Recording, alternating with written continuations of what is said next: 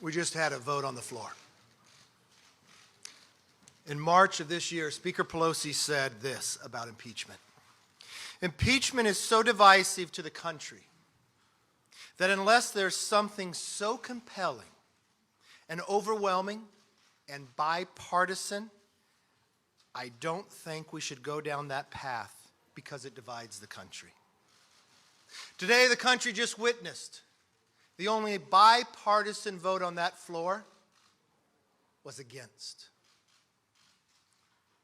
The question to the Speaker are the same questions I provided in a letter about the unfair process that we had. What has changed since March? In all the hearings, there's nothing compelling, nothing overwhelming. So the Speaker should follow her own words on what bipartisan vote on that floor and in the sham that has been putting this country through this nightmare. That's exactly what this vote shows today. I want to call up our whip, Steve Scalise. Thank you, Kevin. And when we talk about the vote, I think it's important to note when you see that not only did every single Republican reject this Soviet-style impeachment process, but we were even joined by Democrats who couldn't stand it anymore. If you look at where we are right now, we're at an important point in history.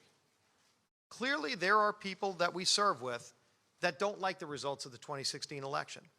And that's their prerogative.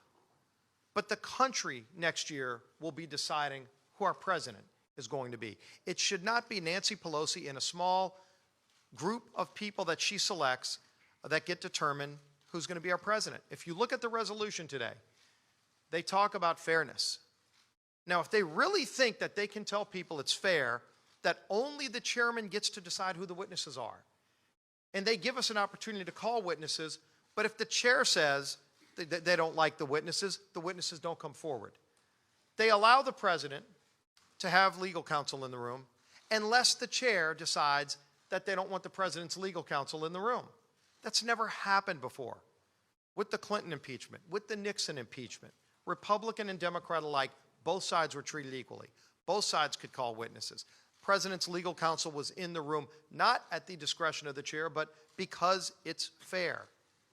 And so when you look at this Soviet-style process, it shows you that they don't really want to get to the truth. They want to remove a sitting president. In fact, the author of the articles of impeachment said, if they don't impeach the president, he will get reelected. Now, that's not why we have impeachment. Alexander Hamilton made it very clear. His concern when they were trying to promote the Constitution was that he didn't want to see impeachment used for political purposes. Yet that's what happened today. He predicted it, and it happened today. It's a sham. It shouldn't have happened. It's a tainted process that Adam Schiff's been conducting, that Nadler might one day conduct. The House deserves better. The people of this country deserve better. We should be tackling real problems. We could have lower prescription drug prices today, but Pelosi won't bring those bills to the floor because she's infatuated with impeachment. Our troops could be properly funded, but Pelosi's infatuated with impeachment. In fact, we could have better trade relations with Canada and Mexico and create 160,000 new jobs today, but Pelosi's infatuated with impeachment. We deserve better. Our conference chair, Liz Cheney. Thank you very much, Steve. I want to make sure everybody is focused on a couple of things, and you'll hear from a number of our members here today about this. The first one is that the Democrats cannot fix this process. They've now created a record over the course of the last several weeks with witnesses they selected. We know there were circumstances where Chairman Schiff told witnesses not to answer questions that our members were asking. We know there have been circumstances where our members have attempted to go read transcripts and they've been told by staff members that they're not allowed to go read those transcripts. This is a process that has been fundamentally tainted. The president has had no rights inside these hearings. His counsel has not been able to be present. So for them now to claim that they're suddenly going to open the process up, which, by the way, this resolution does not do. The resolution says that they're going to continue doing what they want to do. It gives authority for open hearings. But they cannot go back and fix what is a fundamentally tainted and unfair record. The second thing, it's very important for the American people to understand, and you heard the leader and the whip talk about the things that are not getting done here. And there is a long list of things the American people deserve to have done that simply are not being addressed because of the Democrats' obsession with impeachment. But think about what Speaker Pelosi has done for the last several weeks and what she codified today. What she did today was she said she is going to take the Intelligence Committee of the House of Representatives, which is arguably the single most important committee when it comes to our oversight, when it comes to the national security of this nation. And she has told them, stop all focus on any issue that has anything to do with the national security of the nation. You saw Democrats on the floor of the House arguing that somehow it was Republicans who were putting politics above national security. There is no one who has done that the way that Nancy Pelosi and Adam Schiff have done that. History will hold them accountable. History will judge them. We're at a moment where the nation faces grave, significant, ongoing threats. And she has completely neutered the Intelligence Committee. She has said they must be focused on a partisan impeachment process and not their oversight obligations that we have as a body, that we have as an important branch of this government. And they'll be held accountable for that. Now I'd like to turn things over to the Republican leader of the Oversight Committee, Mr. Jordan. Thank you, Liz. I want you all to think about something. This morning, I was in an impeachment deposition, but then had to leave that to come to the floor for a vote on the rules for impeachment. That's what, that says it all about this entire process, and it is a sad day. It really is for this country. What the Democrats have put our nation through for now almost 4 years. You go back to July of 2016 when they opened an investigation into the president, then candidate Trump, and spied on 2 American citizens associated with the presidential campaign. I bet that has never happened in American history, but that happened in 2016. And all we went through with the whole Mueller thing, and now this. And now this today. This, as the whip has said, this entire sham process, it is 4 facts have never changed and they will never change. 4 fundamental facts. We have the transcript. There is no conditions in the transcript. There's no quid pro quo in the transcript. Even the day after the call came out, Democratic chairmen were saying, well, there's no quid pro quo there, but we're going to keep on doing what they've been putting our country through. Second, the 2 individuals on the call both have said, President Trump, President Zelensky have both said there was no pressure, no pushing, nothing. Third, the Ukrainians didn't know aid had been held up at the time of the phone call. And fourth and most important, what action did they take? What action did President Zelensky take or the Ukrainians take to ever free up the aid that was held up? They did nothing. No statement, no announcement of any type of investment. Those facts have never changed, will never change, but they don't care. They are trying to impeach the President of the United States less than 13 months before an election based on an anonymous whistleblower with no firsthand knowledge who has a bias against the President. It's reported that the whistleblower worked with Vice President Biden, and on it goes. The American people see this for what it is because the American people are fair people. They are just people. They are people with common sense, and they will not tolerate this. And I appreciate the leadership of our leader and our team and how we all voted against this because we see it just like the American people do, and we know it. We just know it's wrong. And I'd like to call up our ranking member on the Foreign Affairs Committee, Mr. McCall. Thank you, Jim. You know, for 38 days, we've witnessed a one-sided investigation in the most secret room in the United States Capitol, without an opportunity to call witnesses on our side, without White House counsel present. This defies historic precedent.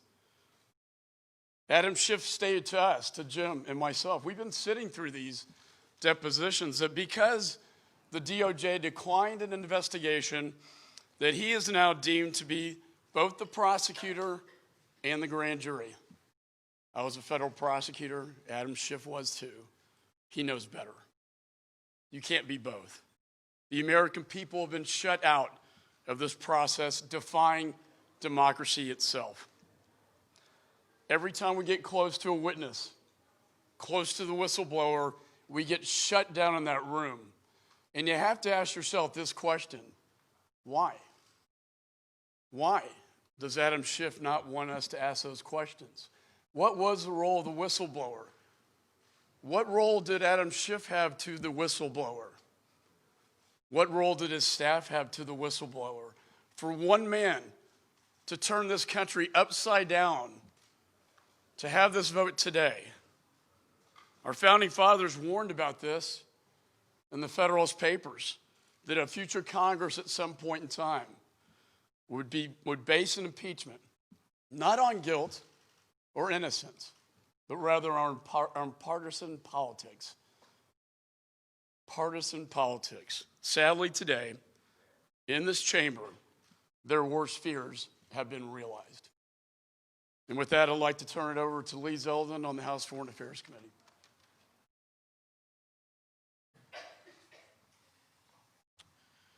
Well, in a way, you could say congratulations to Nancy Pelosi. She wanted a bipartisan vote on her impeachment inquiry resolution. She got it. It was a bipartisan vote against her impeachment inquiry resolution. There are a number of other Democrats who chose to vote the wrong way, who should have voted no, and they won't be here to serve with us anymore come January of 2021. Nancy Pelosi, as the leader of her conference, has chosen to sacrifice a few of her own members. Those members are going to lose for all of the right reasons.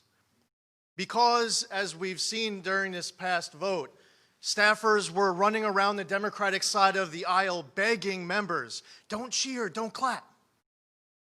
The eagerness, the happiness that Democrats have and their enraged liberal activist base at home has to rip the country in half.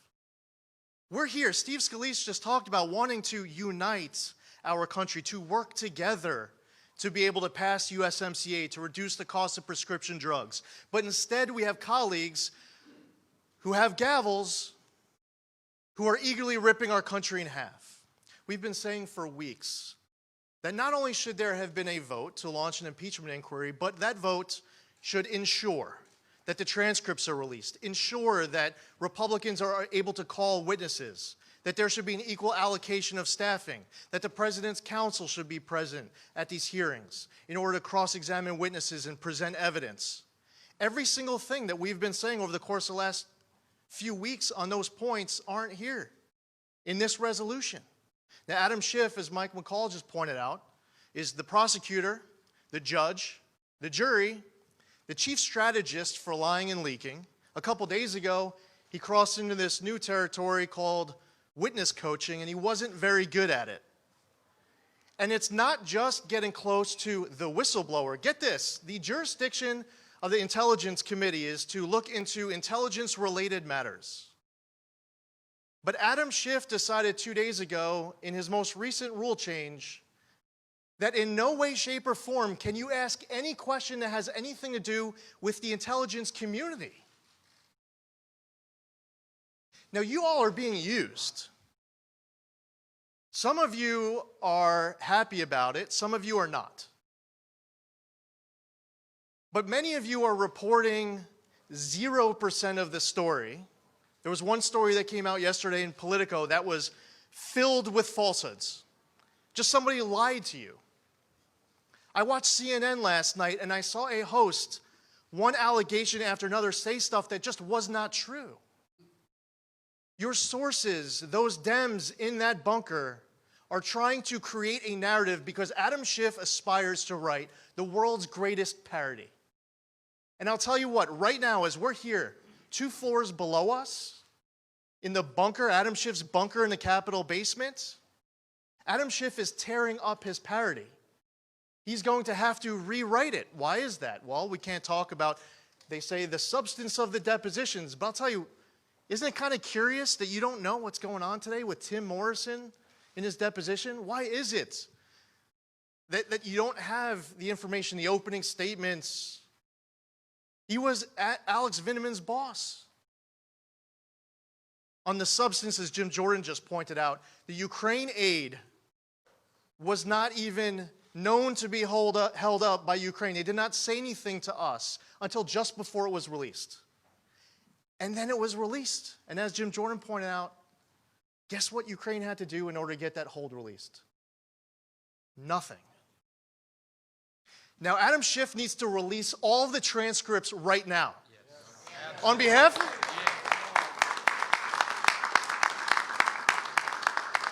of our constituents, on behalf of the American public, for everyone who's pissed about being misled by Adam Schiff and his cohorts hiding in the bunker of the Capitol basement, using you to lie to our constituents, release the darn transcripts. Let's have a conversation about substance. Because I'll tell you what, you lost the conversation about process. You're losing the conversation about process. Bring it on about substance, because our president was right in being concerned about corruption. Our president was right in wanting to look into interference in the 2016 election.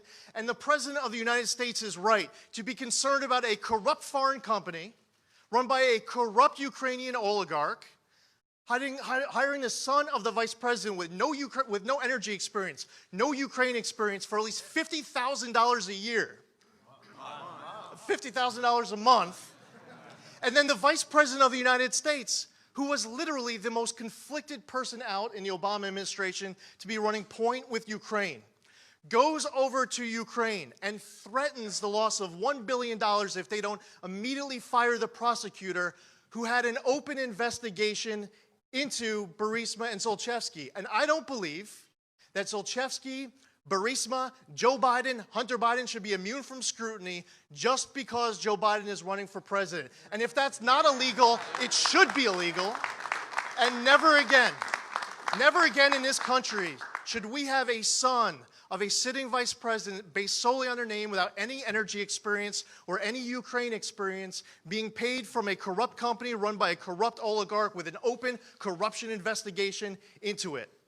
So on the substance, I say to Adam, bring it on. Release the darn transcripts and do it today.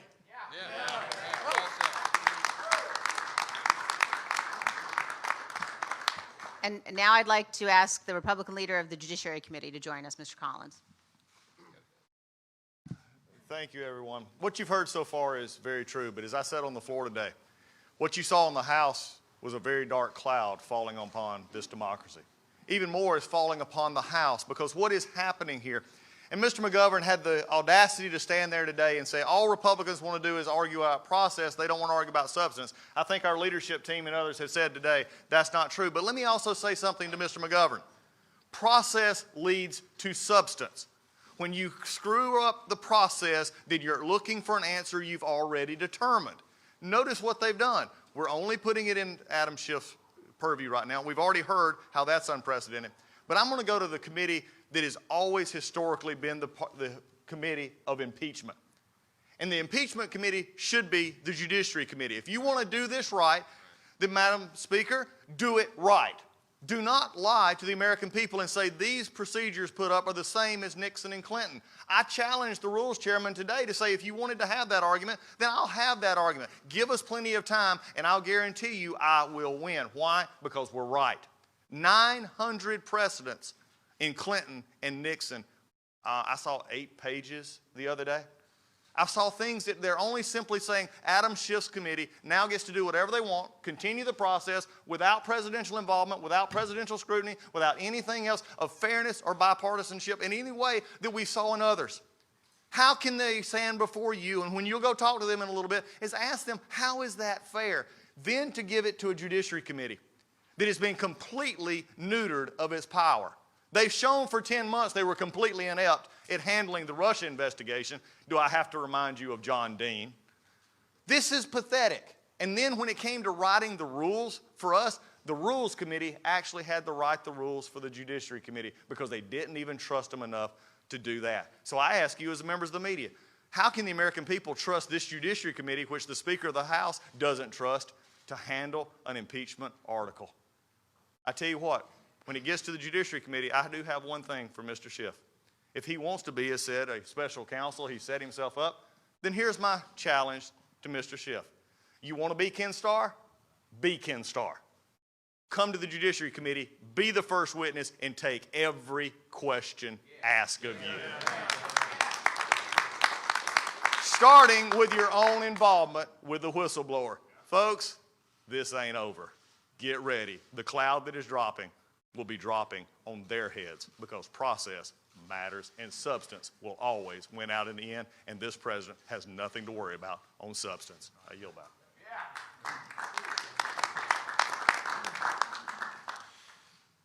Congress will go back to their districts for a week. Tomorrow will be November 1st, 1 year before voters cast a vote, not just for Congress, but for president. It's unfortunate in this Congress when they go back, they'll run on a re-election of having more subpoenas than laws and not trusting the American people to actually have the choice. The vote today was bipartisan, not to move forward. We have a Speaker of the House who said that impeachment would drive the country apart and it'd have to be bipartisan.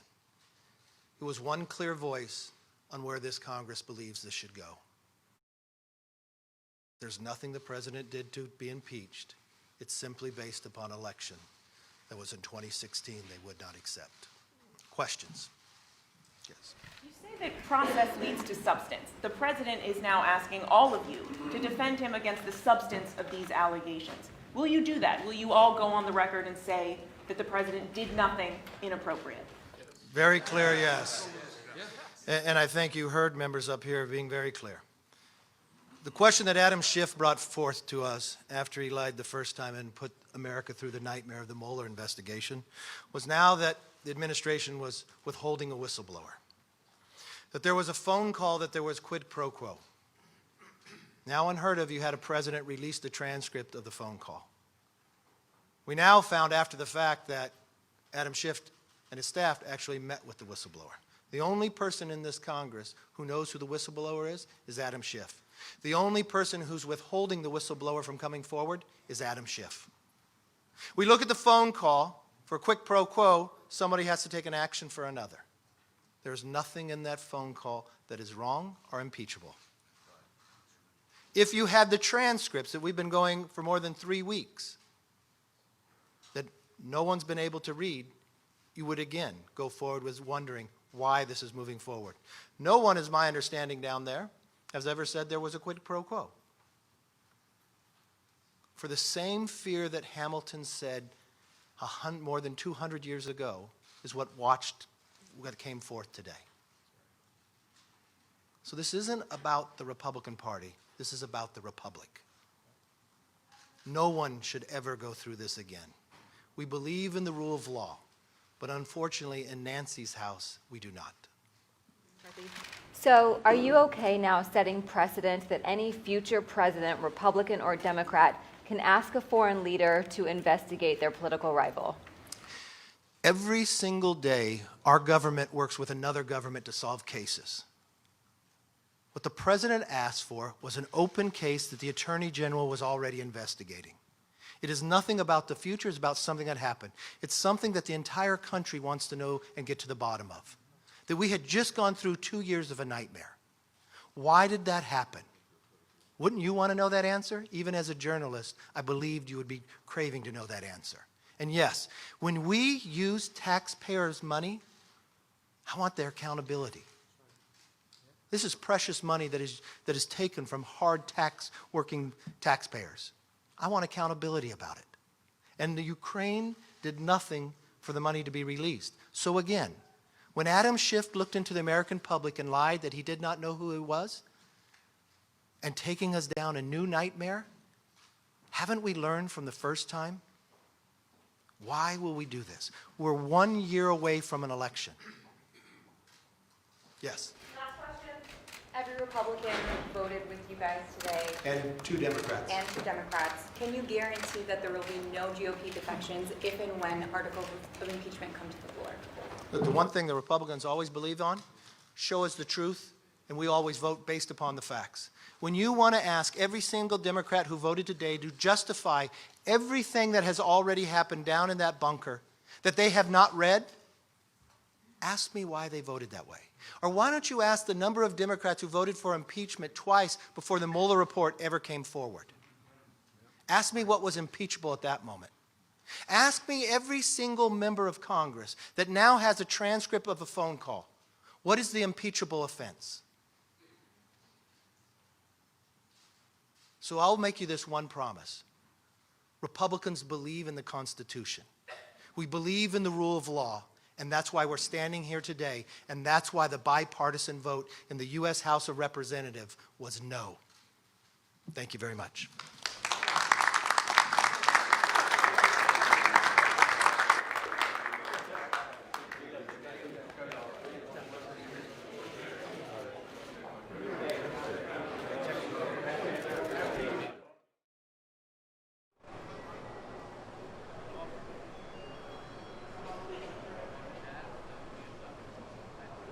By withholding that money, he's taking an asset of the United States, not a personal asset, of the United States,